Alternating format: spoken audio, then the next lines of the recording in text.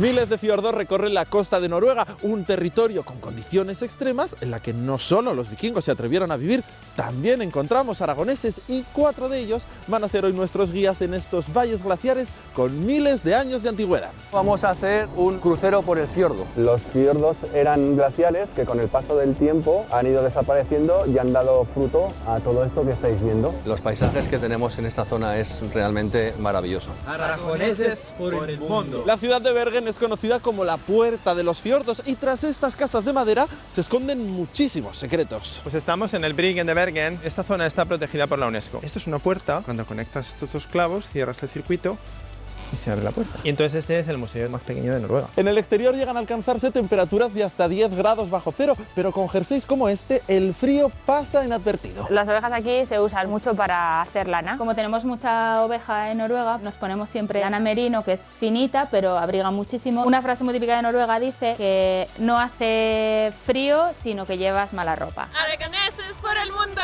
Pero Noruega es mucho más. A este lugar le debemos uno de los mayores avances en la historia de la medicina. Os he traído aquí al hospital de San Jørgen, era una residencia para leprosos. Bergen está muy vinculado al tema de la lepra, porque fue el doctor Hansen quien descubrió la bacteria de la lepra. Era un doctor noruego y además era de Bergen. Sentimos hacerles esta advertencia, pero prepárense para pasar envidia porque comienza Aragoneses por el mundo en los fiordos noruegos.